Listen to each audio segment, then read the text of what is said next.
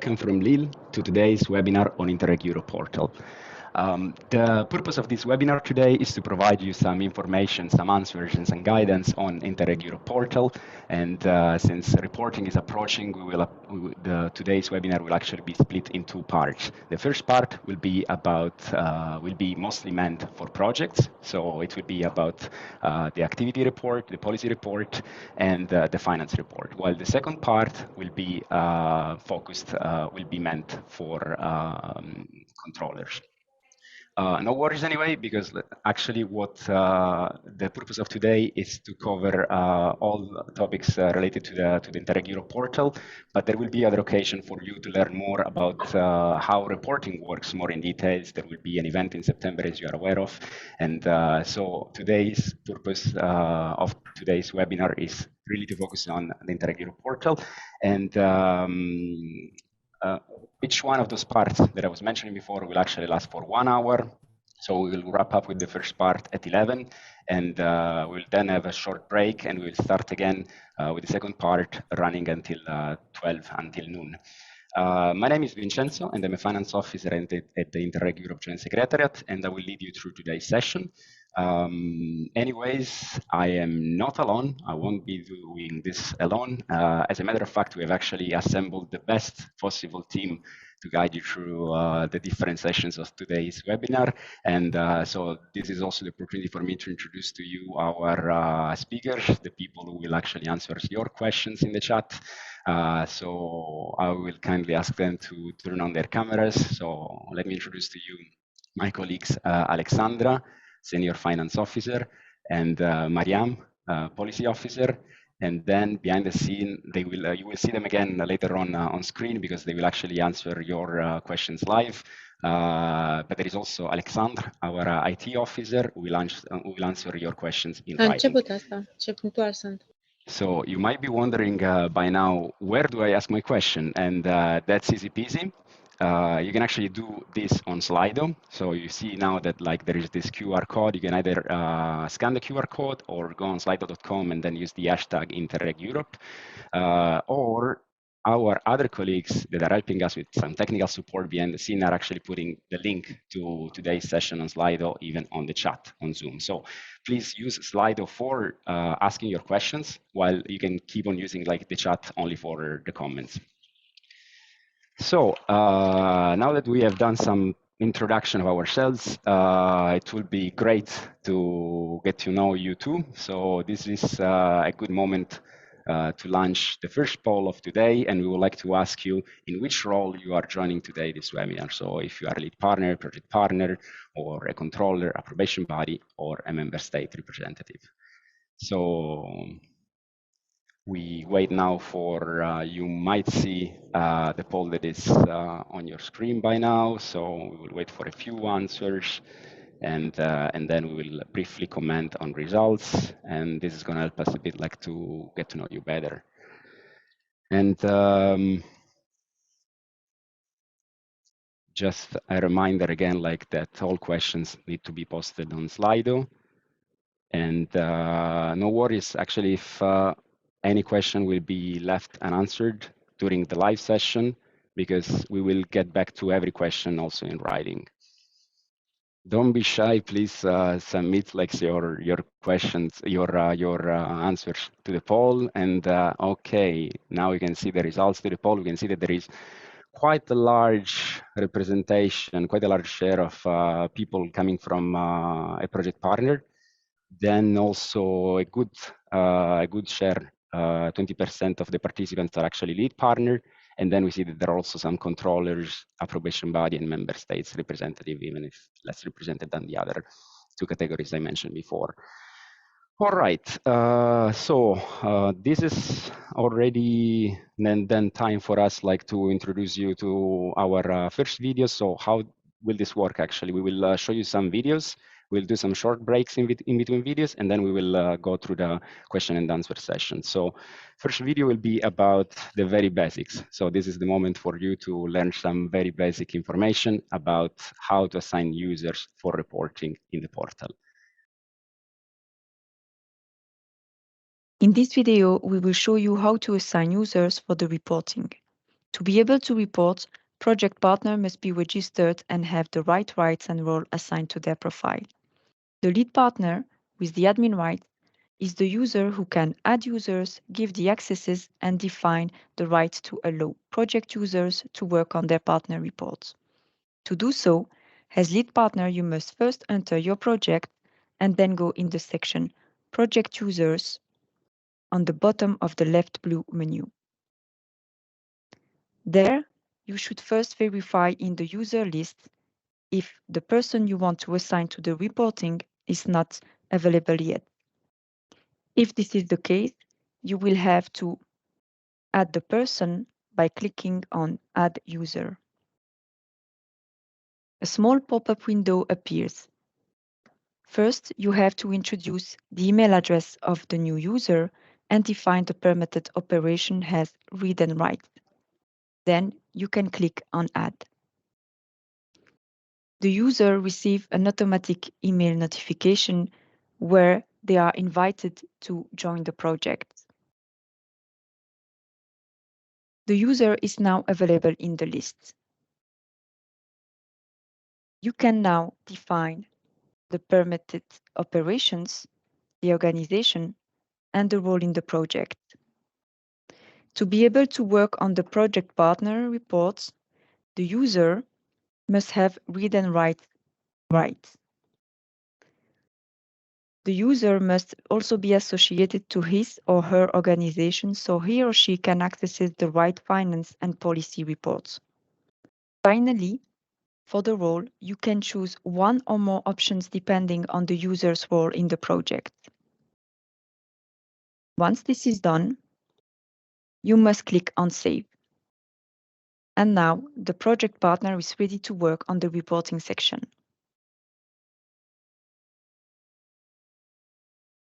Yeah, back again. We've seen now how to assign users to a project. We covered the basics, so hopefully by now you are ready and even intrigued by learning some more advanced notions. We can also see that some questions have already been submitted through Slido, so please keep on doing this. Keep on doing that while we move on to the next video, which will go further into details and will tell you something more about the policy report. Let's now look at the policy report. In this video, we will see how to create a policy report and how to fill in the first tab. To create a policy report, you need to go in the reporting section, which is situated at the top of the left blue menu. There, you can find the finance reports and the policy reports. Project partners, including lead partners, can open a policy report only for the policy instrument they are addressing. To create a policy report, you should select your policy instrument and simply click on Create Report. In case the policy instrument is addressed by two partners, both of them can create it. Once it has been created by a partner, the other partner cannot create a new policy report for the same semester, but he can co-edit and complete the policy report created for the shared policy instrument. Now, you can see the policy report. The policy report consists of 4 tabs. The first tab displays the information specifically related to the policy instrument addressed. The second tab aims at collecting information on the learning process that is happening in the region. The third tab focuses on your involvement in the policy learning platform activities. And the fourth tab allows you to submit the policy reports. Let's see how to fill in the first tab on details on policy instruments. This first tab shows the general information on the policy instruments on which you will be reporting. The information in the box is automatically extracted from the application form, so nothing needs to be done on your side. However, the geographical scope must be filled in by the partner. It is important to remember that the information introduced are editable only in the first report. It will then be fixed for the next policy report and will no longer be editable. Therefore, it is essential that the nuts are filled in properly in these first policy reports. And we are now done with the details on the Policy Instrument tab for the first semester. We will now show you how to report on the second and third tab of the policy reports. The second tab, Learning Process, is as easy to fill in as the first tab. Inside it, the learning process core phase contains 2 or 3 questions accompanied by a text field of 2,000 characters each. As a general remark, the content of the different sections of the policy report should avoid overlapping information as much as possible and instead go into depth on the specific questions asked. For the first question, we kindly ask you to list the main activities organized. To answer this question, we are interested in details on the stakeholder group, meetings, or activities organized within your region during the concerned reporting period. Information such as the topic discussed, the main outcomes, but also the dates, the locations, and the number of participants in this meeting are of high interest. The second question deals with the involvement of the associated policy authority in the learning process. This section needs to be filled in only if there is an associated policy authority for the policy instrument. Otherwise, please put not applicable so the error message disappears and does not prevent you to submit the report. In this field, we ask you to focus on the exchange that happened between the project partner and the associated policy authority. Please provide a clear and concise description of the involvement of the associated policy authority during the semester. Details such as the main topic discussed and the main outcomes from these discussions are expected. Please also present how these discussions could contribute to improve the policy instruments, or at least how they could be linked to it. In the last field, we would like to find the main contribution of your region to the project. To do so, you are invited to name and describe in few words the new good practices that you have shared with the partnership. Also, briefly explain why you think these good practices are interesting. On the other hand, you should also describe what are the good practices from the other region that interested you, and/or any progress made towards policy development, like the consolidation of the stakeholder group, for instance. We are now done with the learning process, and we can therefore go for the last tab on policy learning platform involvement.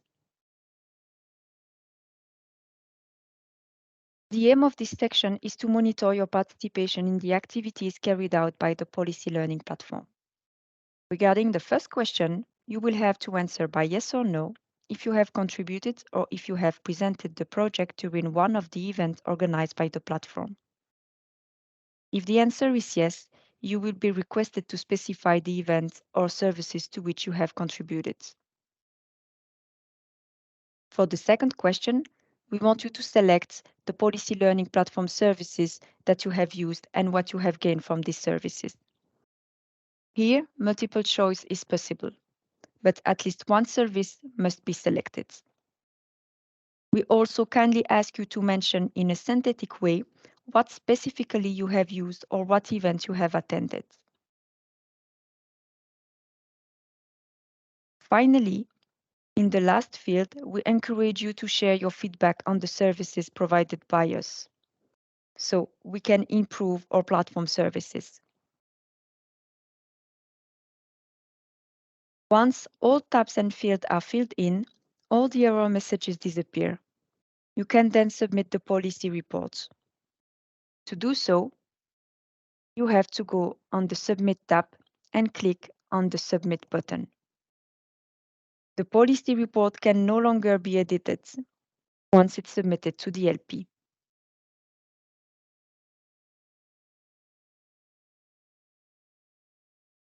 Welcome back. This is probably also a good time to tell you that this webinar is recorded and will be available later on after we finish today. And also that all the videos that are shown will be also published online. So no worries if at the moment you cannot see them clearly, because it might also be related to the quality of your connection. So you will be able anyway to go back to those videos and see them again. And now, after showing these two videos and collecting some questions, the time has finally come for the moment that everybody was waiting for. It is finally the time for us to start answering some of your questions you have posted on slide. And we see that there are actually many already. There are 16 questions. So I kindly ask my colleague Mariam to come back online and turn on the camera so that we can start addressing some of those. And maybe we can start also another small technical details. We would really appreciate if you can rename yourself, because like it will be nice like to know who's this question is coming from. So maybe we can start with this question by Anonymous. In which policy report the advisory partner has to report its activity? Thank you, Vincenzo, for introducing me and for reading the question. So regarding this question, the advisory partner are not addressing any policy instruments, and therefore they do not have to work on a specific policy report. So their contribution will be mainly reflected in the joint progress reports, and they will not work on any policy reports. All right, thanks a lot. Then maybe we can also answer this other question by Anonymous. Why policy reports are not per partner?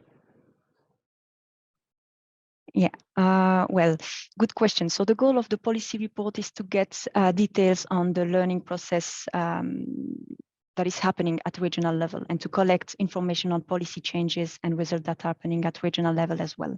So this is the main reason why the policy report approach is based on the policy instruments and not on partners, as we used to have for finance reports. So as a result, there is one policy report per region. So this is per policy instrument, and the policy report section follows exactly the structure you have on section D of policy instruments addressing the application form. So in any case, even if we do not have a policy report for each partner, there will be a policy report for each policy instrument. And then this means that in any case, all partners except the advisory partners will be working on a policy report.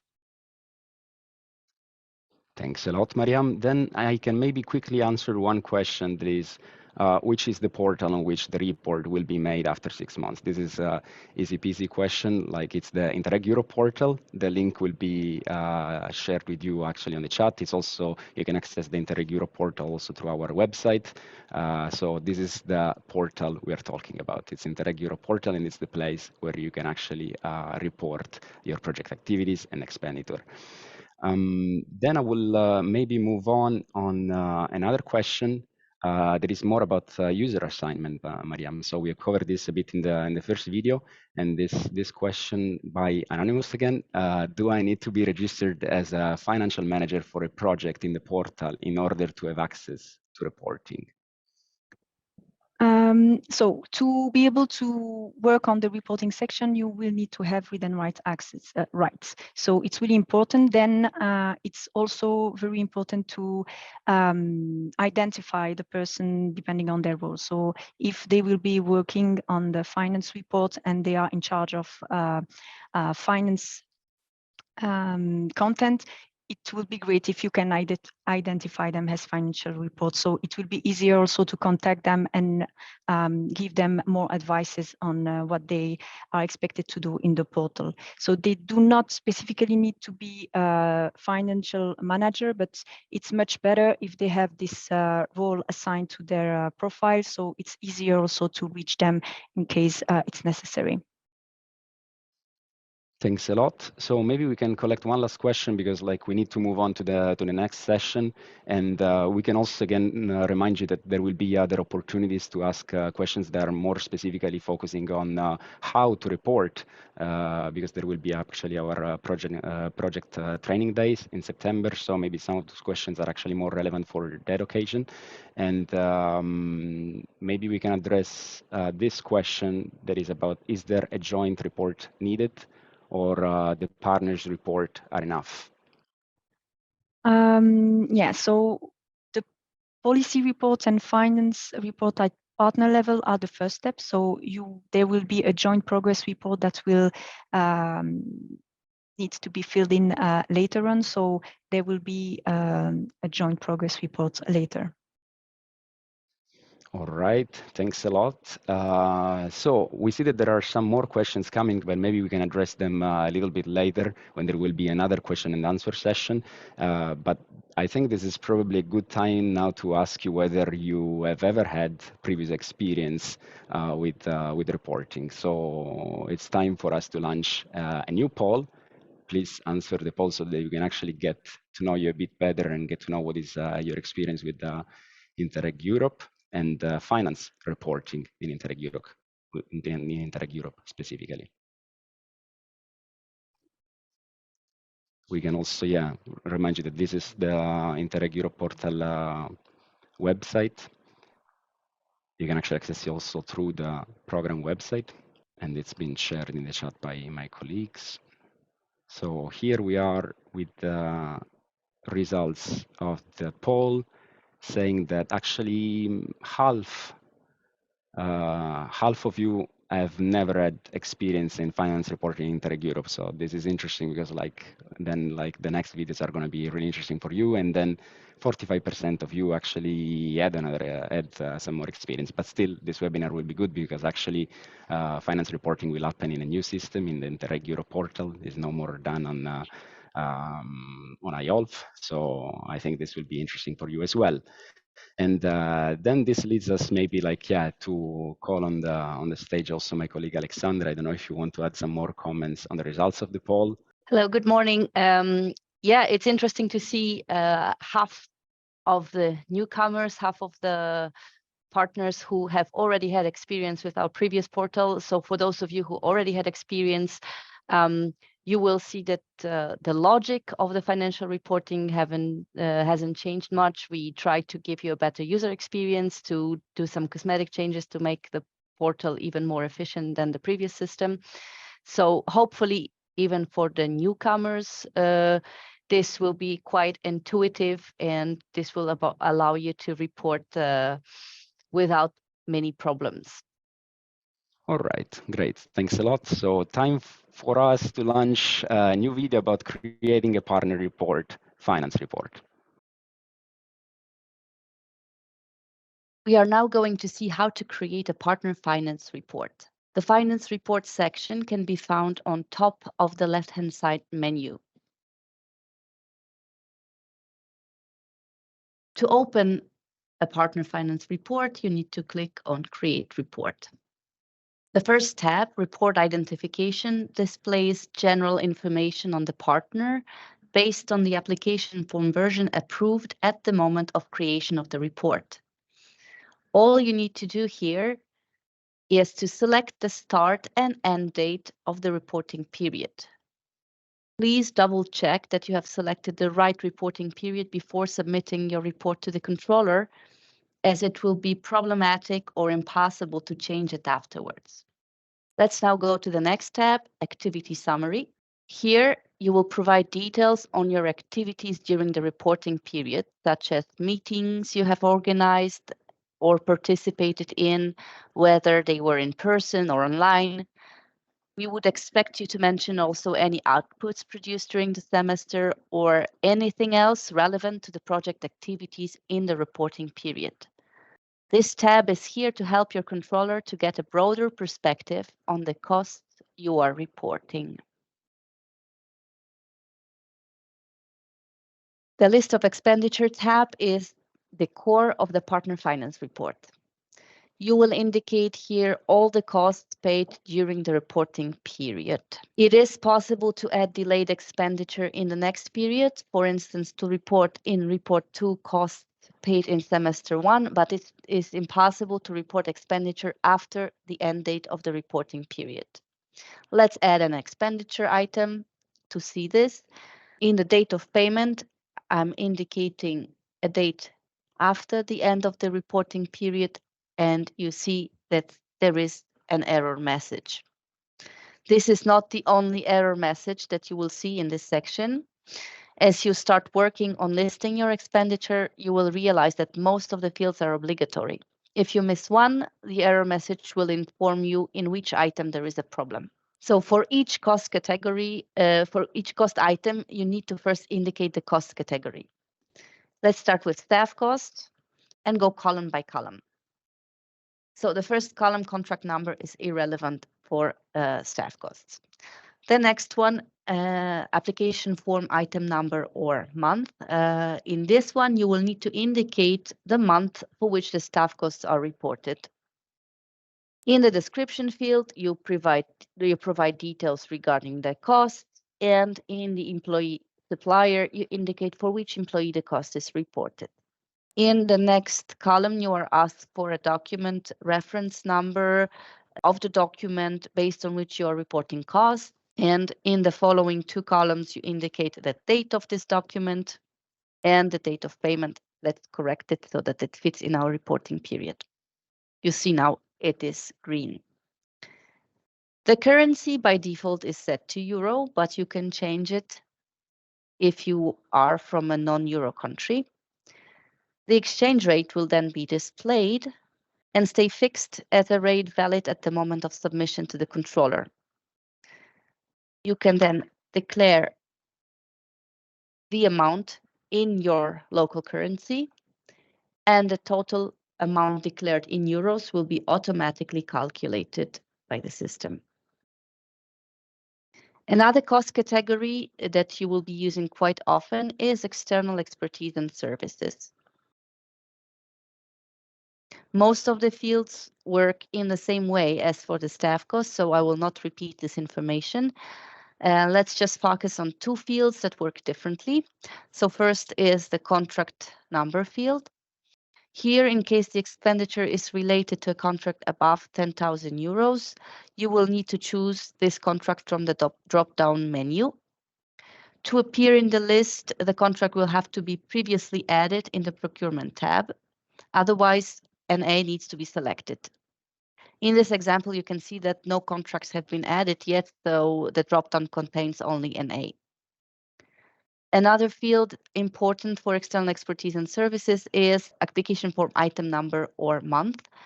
Here, in case of the staff cost, you needed to indicate a month. For external expertise and services, the list is different. You need to indicate here the item planned in the application form to which this expenditure relates.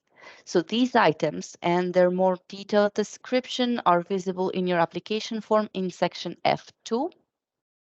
You can find it by going to your left-hand side menu and clicking on F2. All partners are listed here, so you need to find your planned costs in the list. Going back to the finance report, list of expenditure. To make your work easier, in the drop-down, you can see not only the item number, but also the type of cost. In case the item has not been planned, there is an option of selecting unplanned under the relevant type of cost. The situation is similar for equipment and infrastructure and works cost categories. Contract number and field and contract number fields and application for item number field work the same as for the external expertise and services. And also for these 2, you have special sections in the application form where you can see what items have been planned for the partners. So F3 for equipment, F4 for infrastructure and works. The vast majority of partners have chosen to report travel and accommodation costs as a flat rate. So for these partners, this cost category does not appear in the list of expenditure. It is automatically calculated in the financial overview tab. But if you are one of the partners who will report travel and accommodation on a real cost basis, this cost category will appear here in the cost category dropdown.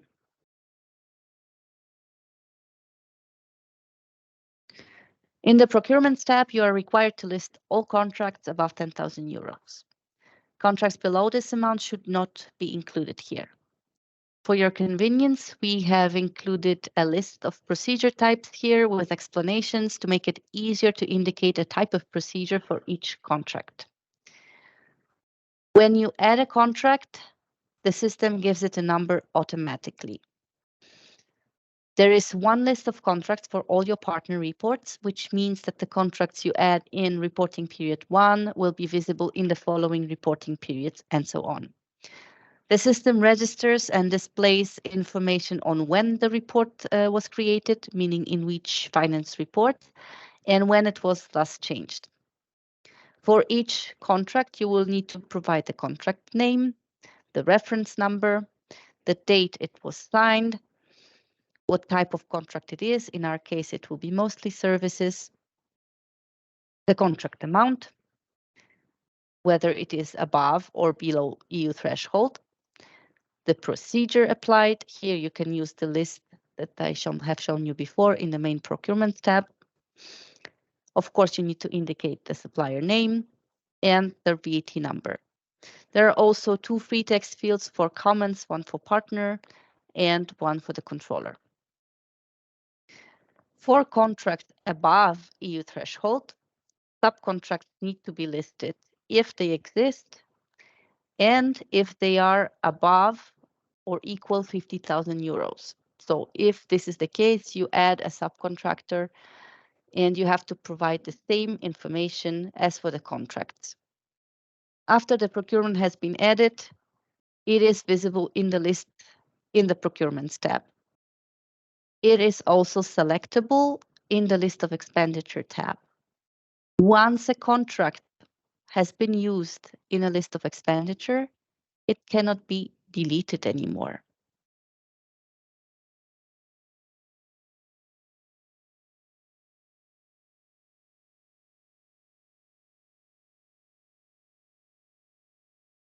The financial overview tab gives you the summary per cost category and the total value of the report. After the report is certified, it will also show the amount certified by the controller. This is the place where you will see the amount of flat rates calculated based on the declared staff costs. If you're a lead partner, in the first partner report, you will also see a line for preparation costs. The only field you can edit is in the partner expenditure breakdown per source of funding, the table below.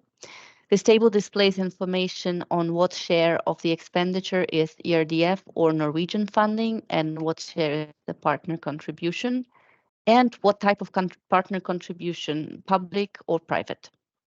Whether the partner contribution is attributed to public or private sources depends on what has been indicated in the application form for the partner.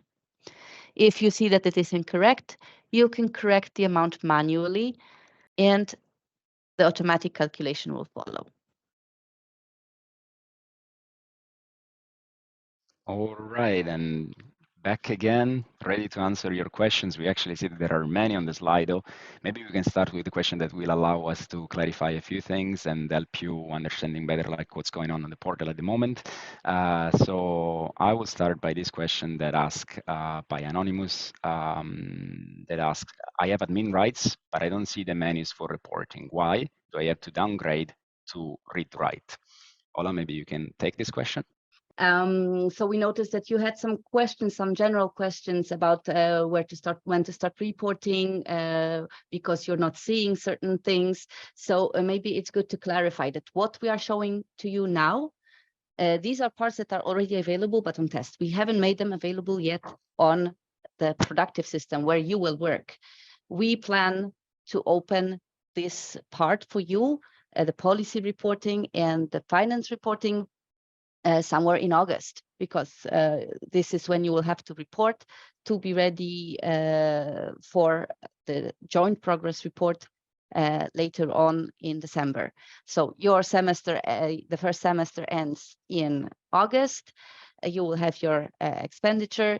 You will have the first semester activities. So on the activities and the progress of your activities, you will report in the policy report.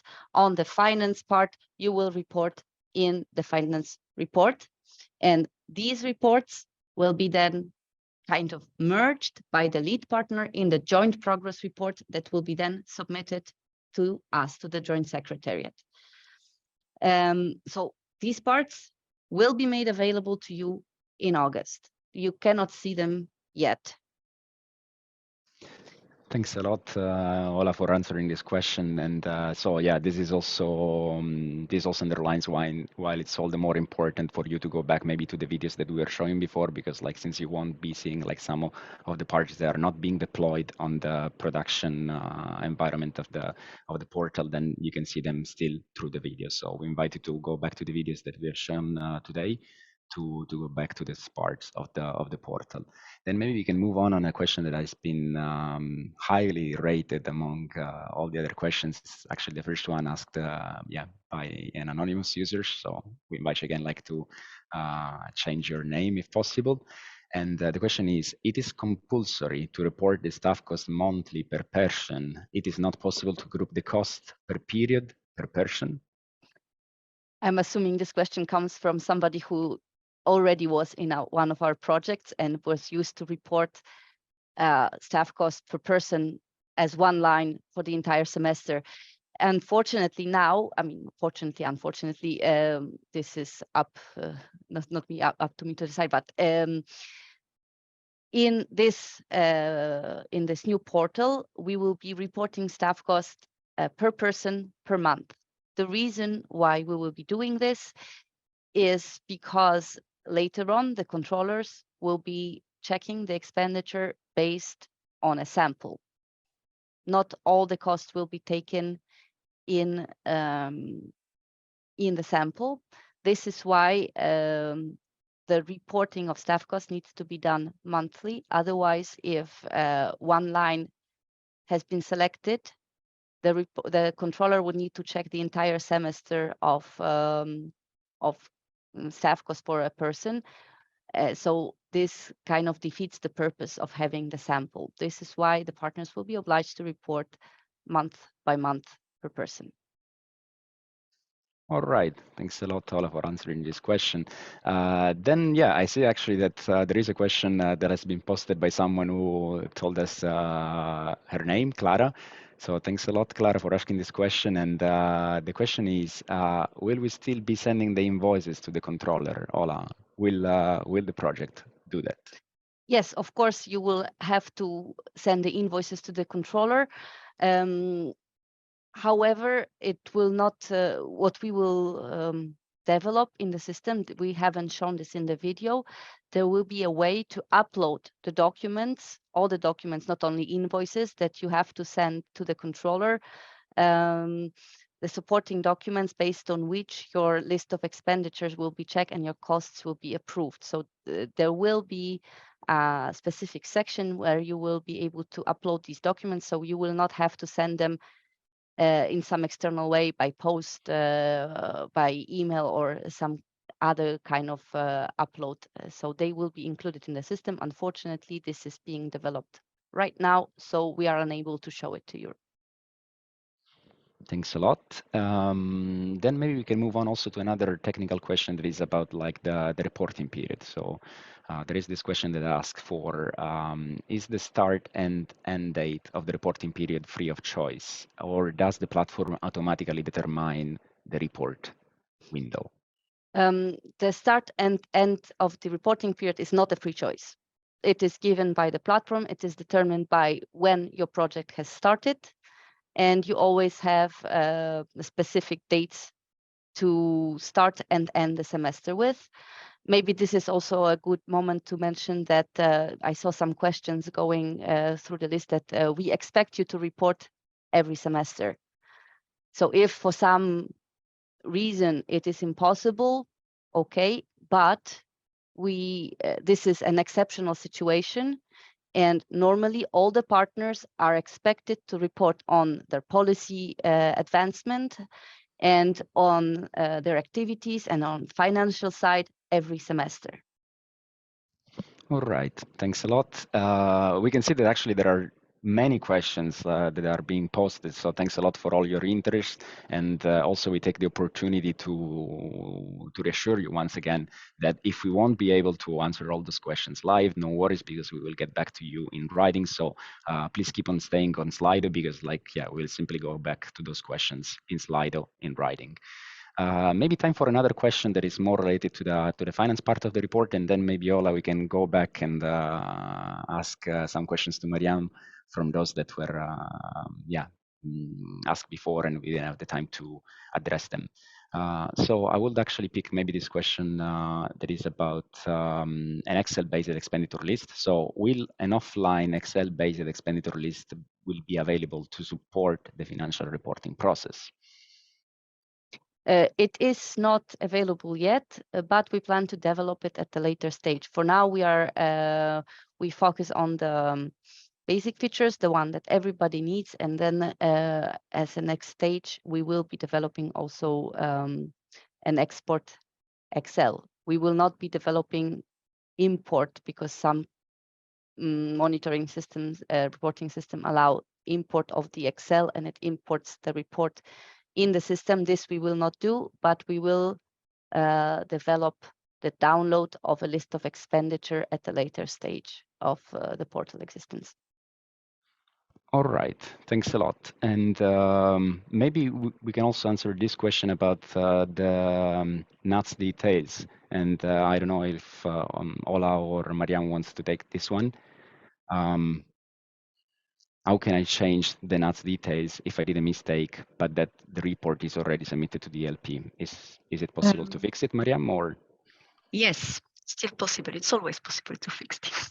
So the lead partner can still edit the policy report when it's submitted to him, so they can make the necessary changes, or the other option is basically the lead partner can revert back the policy report to the project partner, so they can correct the details and submit the report again. Great. Okay, thanks a lot. That's reassuring. And maybe we can also stick on the policy report part, and with another question from Tim. Thanks a lot. And it's about the policy report submitted to the lead partner. Can the lead partner ask for improvements and so reject the partner report before submission to the JS? Yes, for sure. So there will be three options. Once the policy report is submitted to the lead partner can edit the policy report, so make minor changes. They can revert it to the project partner in case they think that some bigger improvements are needed, or just to reject the policy report, so they have to work again the whole policy reports. All right, thanks a lot for addressing this question, Mariam.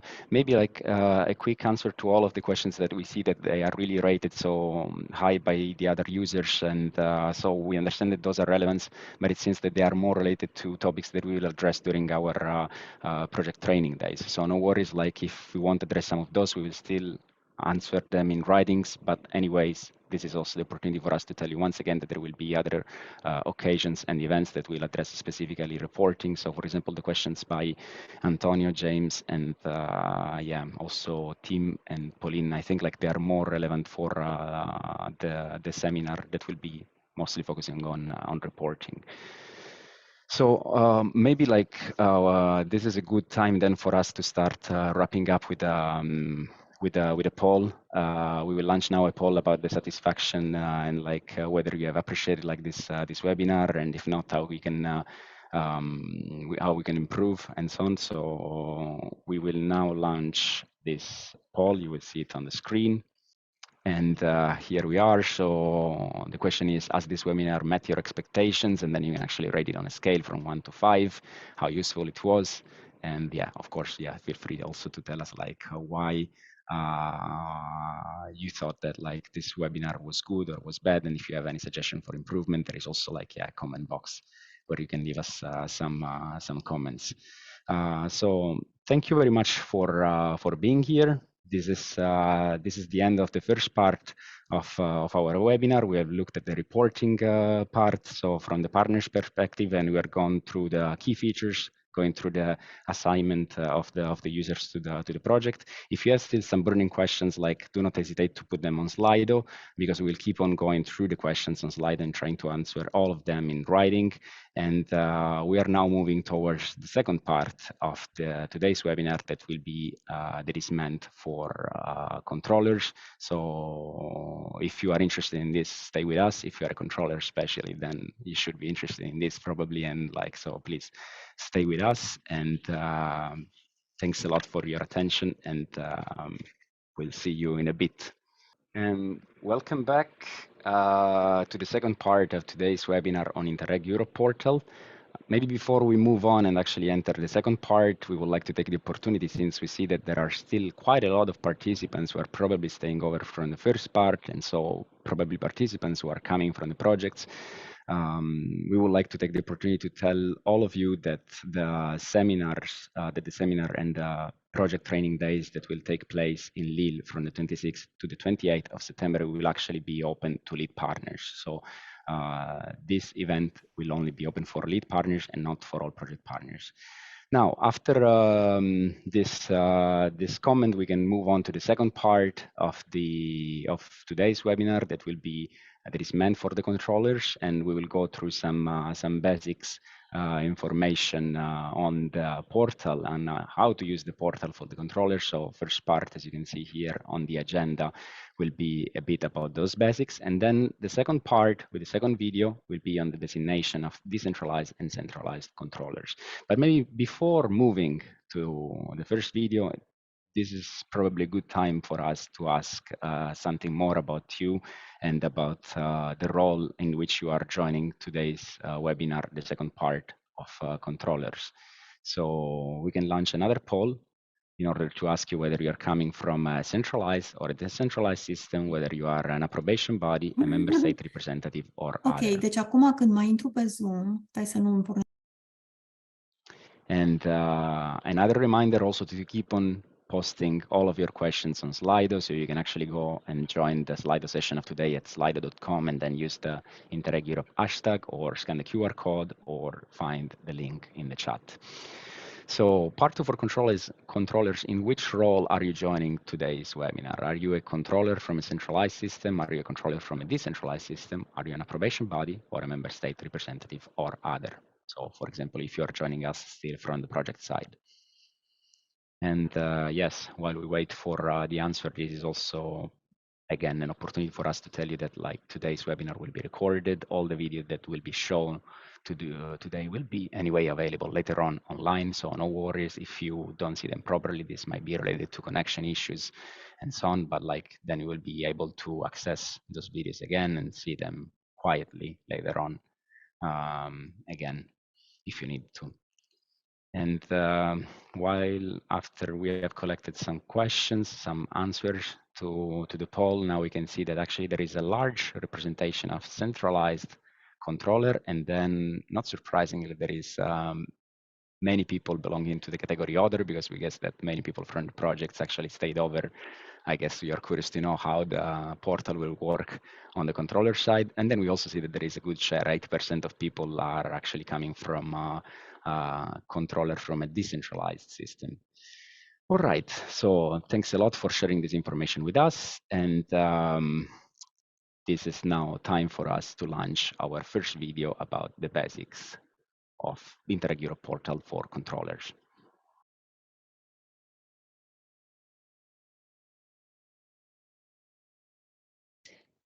When the controller logs in the system, their dashboard shows the list of projects with partners assigned to them. By choosing the project, the controller accesses the project.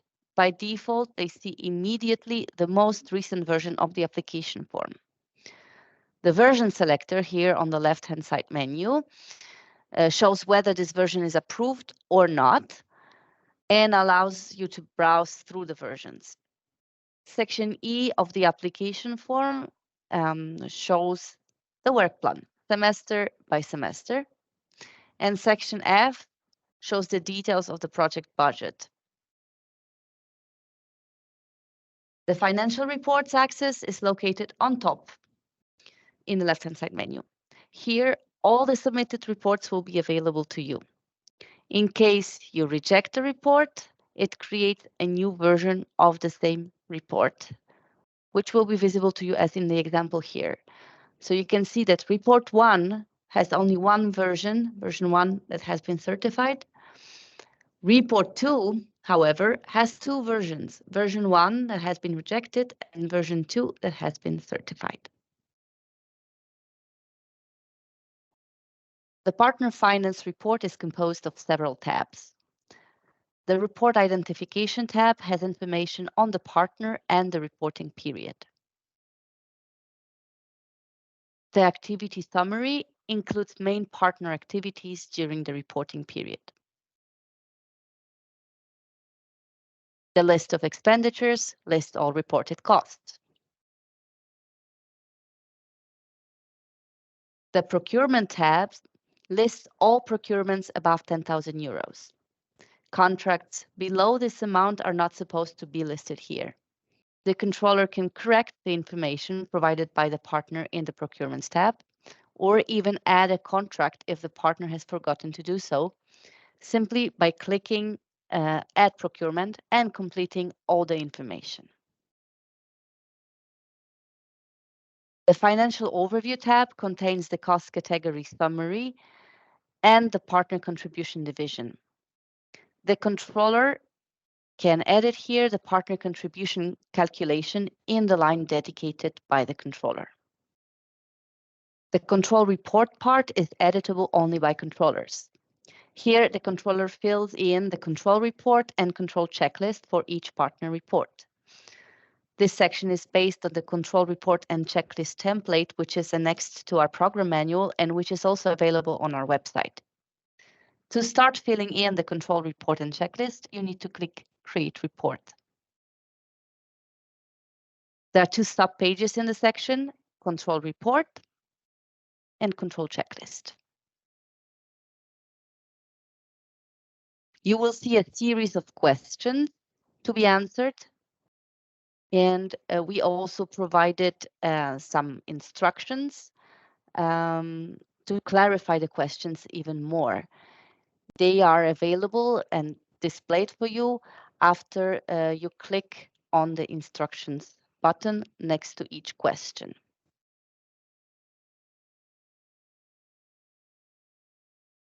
When the report is certified, the PDF version of the control report and checklist will be generated, as well as the control certificate.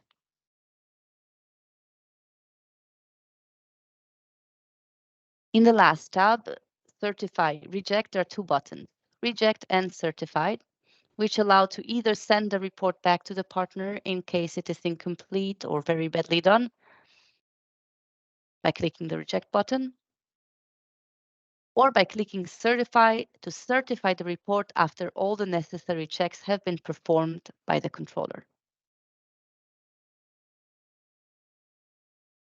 The core part of the report is, of course, the list of expenditures. In this programming period, the controllers will check the list of expenditures based on Interreg Europe sampling methodology. The mechanism to draw the sample is included in the portal, and the sampling methodology document is available on our website. To draw the sample, the controller needs to simply click on Draw Sample button right here. We recommend, however, that the controllers take a quick look at the report before clicking the Draw Sample button to check if the partner did their job properly. Are the descriptions of items clear? Is it filled in English? Did the partner upload all the relevant supporting documents? If a lot of information is missing and the report would be difficult to check without ample changes, it may be better to send the report back to the partner before drawing the sample, so that the partner could submit a decent version to you. You can, of course, send the report back also after drawing the sample, but the sample stays fixed. So if the partner adds any expenditure to the list when you send the report back, You will have to notice it and take appropriate action. Clicking Draw Sample selects the items to check for the controller. They are highlighted in yellow, as you can see. It is impossible to exclude an item from the sample.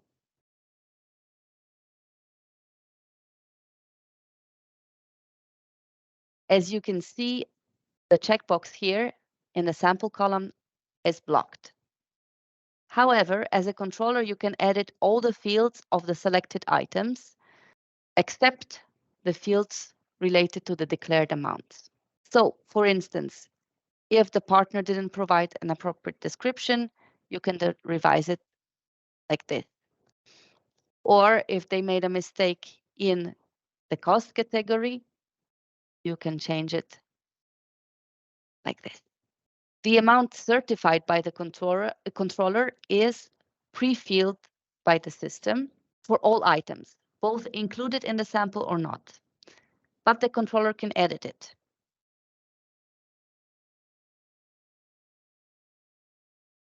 Whenever this happens, the controller is obliged to select from a drop-down list the error that led to the correction.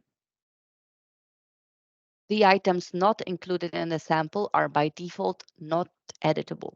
However, if you decide to include it in the sample on top of what has been selected automatically, you will be able to edit all the relevant fields. For instance, if you had a correction that applies to all staff costs, and some staff cost lines are not included in the sample, you would add them to the sample manually by clicking on the checkbox in the sample column.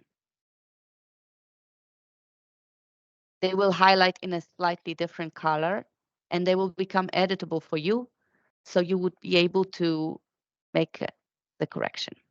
To make the check easier, there are 3 columns that allow you to sort the list of expenditure. ID, and by default, this is the sorting that is applied. Then the cost category, and finally, a sample.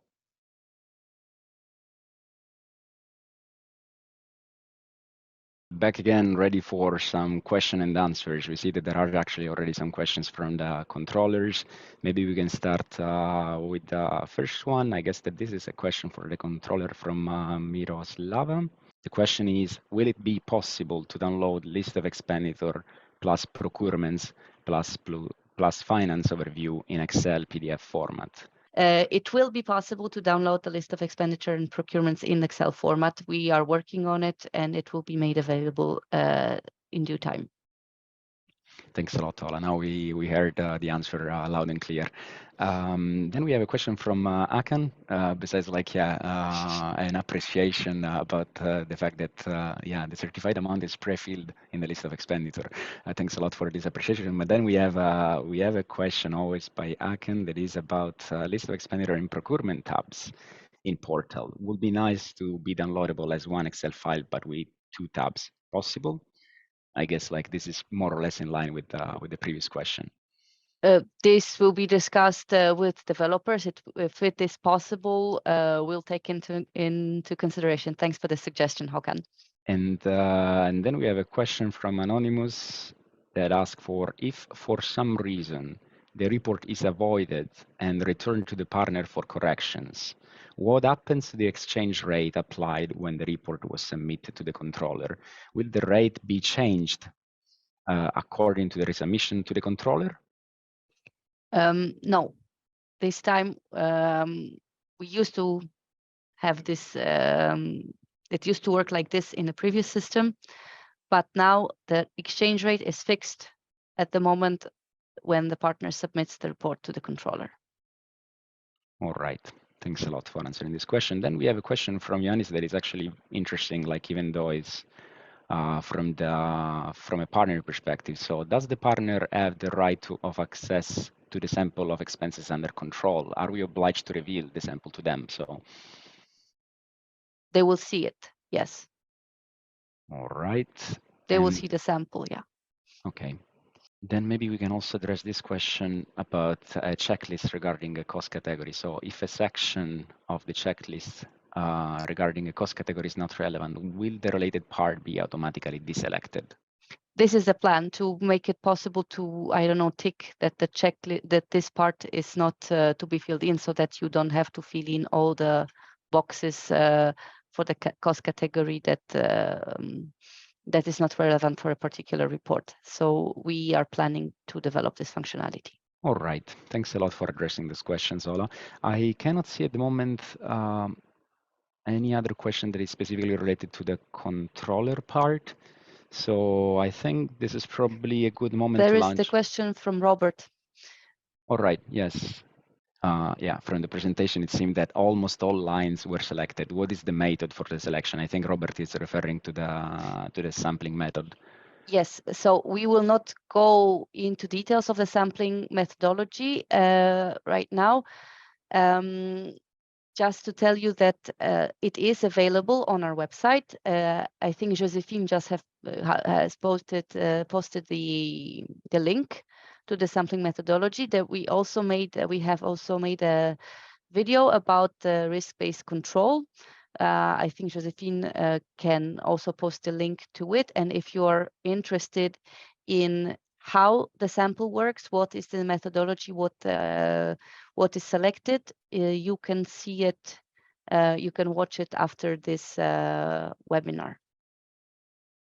All right, thanks a lot for addressing also this one. I think that now all the other questions that we have on screen, they are related to the reporting from a partner perspective, so we will address them in writing later on, and we can start moving on to the video on the second part for the decentralized control system and the designation of the controller. If I could add something still. Yeah. Now the system, it used to work in a very different way for decentralized and centralized controllers.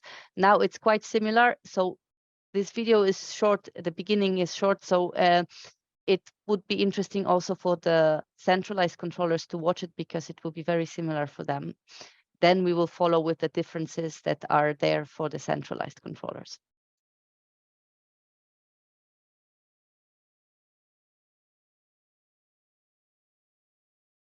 In the decentralized system, we at the Joint Secretariats will create a user coming from an approbation body. This user will be responsible for creating controller users for their country or NUTS region and assigning them to the project partners in Portal. When an approbation body user logs in the system, they will see on the dashboard all the projects with partners from their country. In this example, all projects with partners from Spain.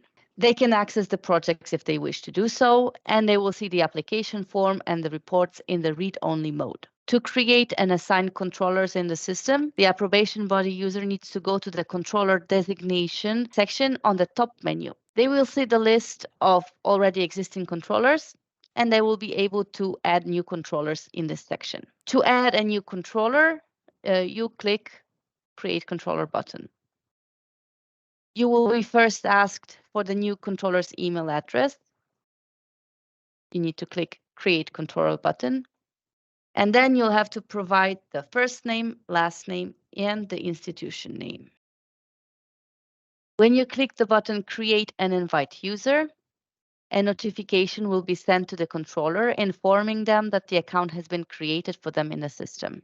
The controller will need to click on the link provided in the email in order to create a new password and activate their account. You have this way created a user, but the controller for now has no access to partner reports because they haven't been assigned to any project partner. To do so, a second step is necessary. You need to go back to the user you have just created and assign them to the partner or partners. You select the partner or partners from the list. You save. And only after that, the controller will be able to access the project and the submitted partner reports. In the centralized system, the procedure is very similar to the decentralized system. We at the Joint Secretariat will also need to know one main user, let's call it the main controller, and we will create an account for them. The main controller will in turn create all the other controllers from their institution in Portal. When the main controller logs in the first time in the system, they will see an empty dashboard. This is because they are not only going to be designating controllers, but they also act as regular controllers.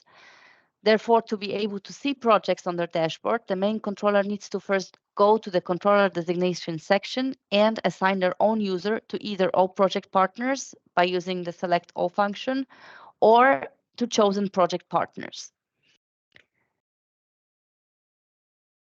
So let's select all partners in this case, save.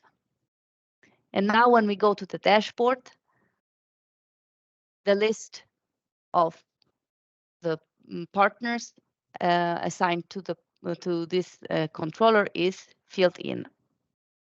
The creation of other controllers work the same way as for the decentralized system. In the controller designation menu, the main controller clicks Create Controller button. They need to provide an email, then fill in first name, last name, and institution. Then when they create the controller, a notification will be sent to the controller who, as in the decentralized system, will need to click on the link and create a new password to activate their account. The second step is also necessary, meaning the main controller will have to go back to the newly created controller and add them either to all the partners by using the Select All button, or just to a few selected partners from the list.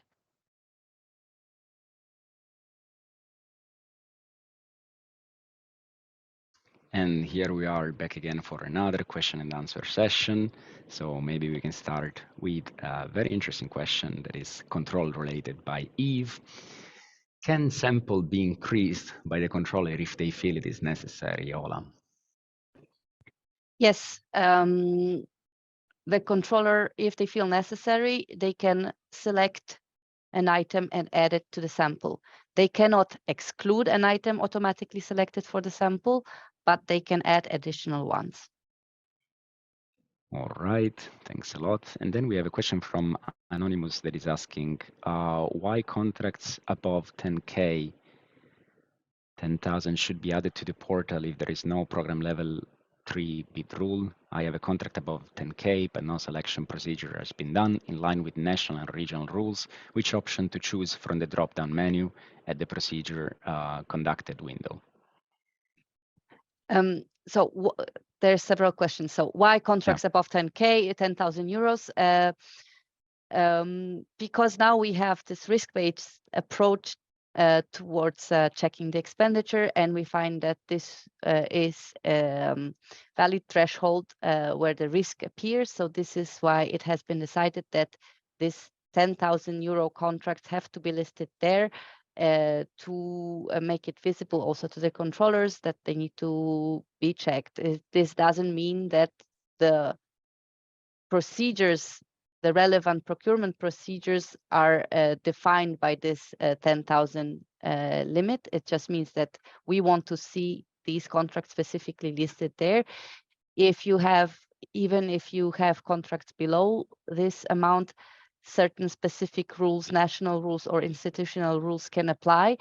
So this is not linked to the level of the level of procedure that you need to apply. And you will see, because there is a specific question, which option to choose from the drop-down menu at the procedure conducted window, you will see that we provided some explanations about what do we understand to be which kind of contract, some definitions of the contract. So when you are reporting the contracts to us, you will see these explanations and they will probably be able to help you. And as always, we always recommend this. If you are not sure, even before you do the report, talk to your controller. They will be able to help you, give you some guidance on that. Okay, all right. Thanks a lot for answering these multiple questions concentrated in one, Ola. Then we have another question that could be interesting is this one that is about the extension of the sampling. So Anonymous is asking, should extension of the sampling be justified in the report? There is a specific question on that. Yes, you can see also, you can see, because now, for now, this system is not available to you, but you can see the control report and control checklist. It is an annex to our program manual. So I think Josephine, I don't know if she already sent it, but she can already certainly send you the link, because the program manual with the annexes is made available on our website. And you can already see what you will have to fill in for in the control report and the checklist. All right, thanks a lot. And then maybe we can answer quickly also a question from Stefan, I think. And Stefan is asking, is checking for similar errors outside the sample obliged? And one would rather expect an extrapolation of the error found in the sample to the rest of the population. This is a question, well, this is the, we leave it to the professional judgment of the controller. So if you have doubts, you can always get back to us. We make it possible for you to check it technically in the portal. So if you, as a controller, in your professional opinion, decide that it is necessary to add certain other elements to the sample, you can do so, and you can justify it in the report. All right, thanks a lot for addressing like this question that was also covering a bit like the methodology and the approach. Then maybe you can address like the question of Beatrice also, because this will lead us then to the question by Oliverio. When is going to be available the list of controllers in case of Portugal? Hopefully this will also clarify the question asked by Oliverio. I don't really understand the question, the list of controllers in case of Portugal.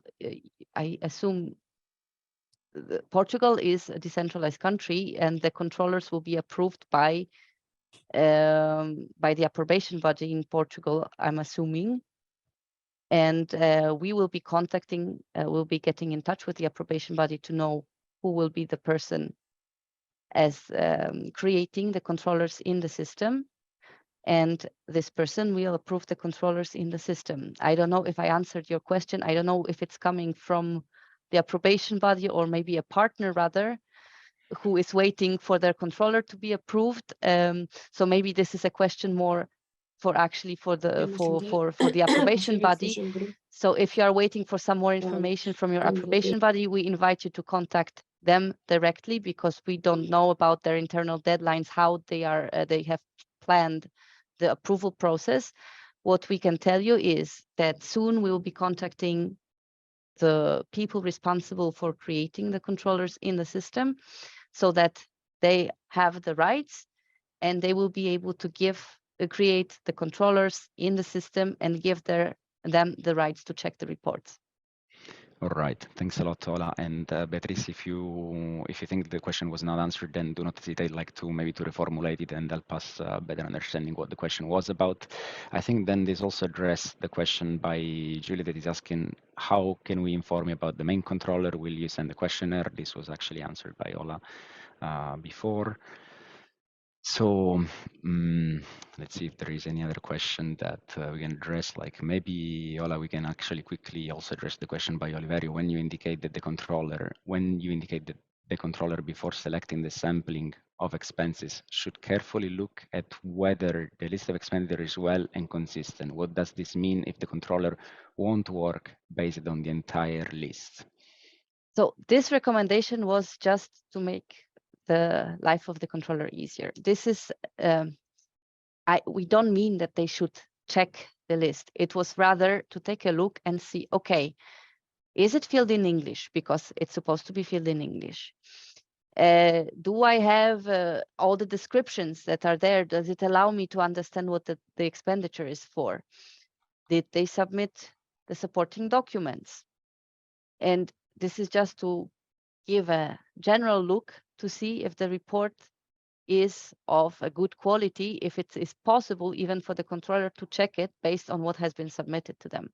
Sometimes the report might be just done in a very basic way, and just looking at it, the controller will know immediately that this has to be completed by the partner. Otherwise, they will need to basically do the work, the job for the partner. So this is what I meant. I didn't mean that the controller is supposed to check the list of expenditure and only then decide to draw the sample. Just take a general look and see maybe it's worth sending it back to the partner for completion before drawing the sample. All right, thanks a lot. Well, then we have maybe a funny question from Ioannis, by Ioannis, that is asking, can a gut feeling, not necessarily professional judgment, be enough as a reason for extending a control?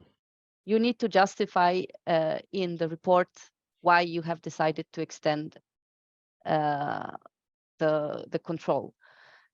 You are the controller, you have the professional judgment, you have your professional experience as a controller, you make this decision.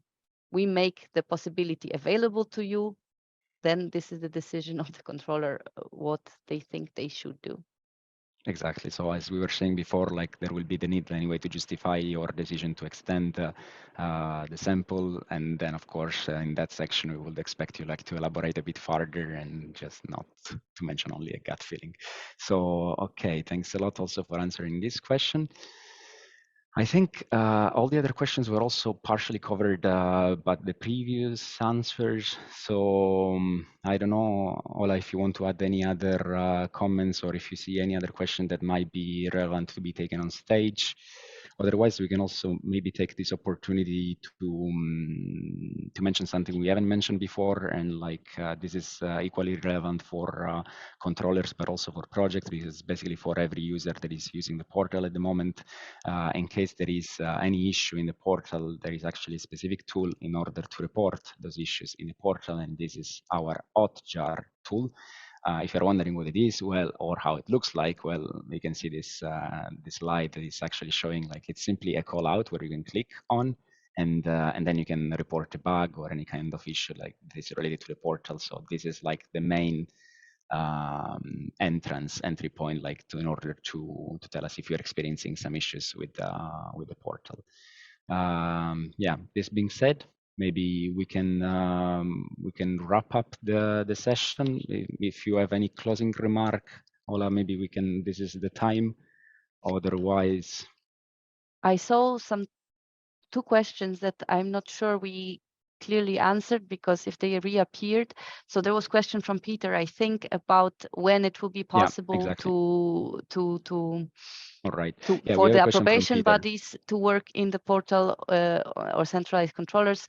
So we will be getting in touch with you, and soon you will be contacted by us, and you will be able to start working and nominating controllers in the portal. And then there's a question from Oliverio about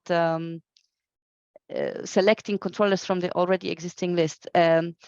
So in my example, maybe it was a bit confusing, because I had already worked on the list, so there were several controllers. But how it will work is you will create a controller user.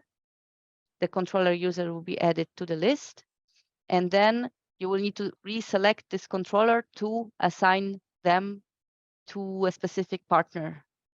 So this is why we were getting back to the user list to select this specific controller. I hope this clarifies how it's supposed to be done.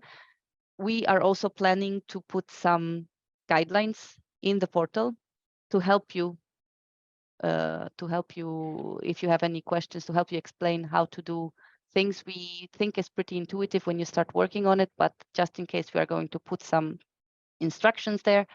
And if not, we are also available. You know where to find us.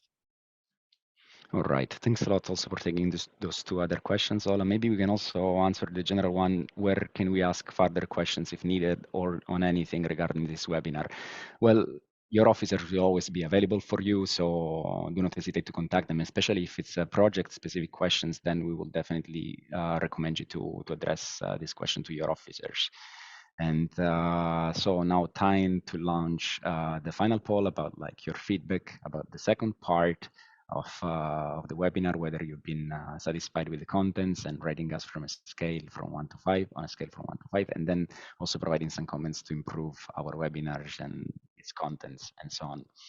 So while we're waiting for the results of this poll, we would like to thank you once again for attending in such a large number and for showing great interest in Interreg Europe Portal.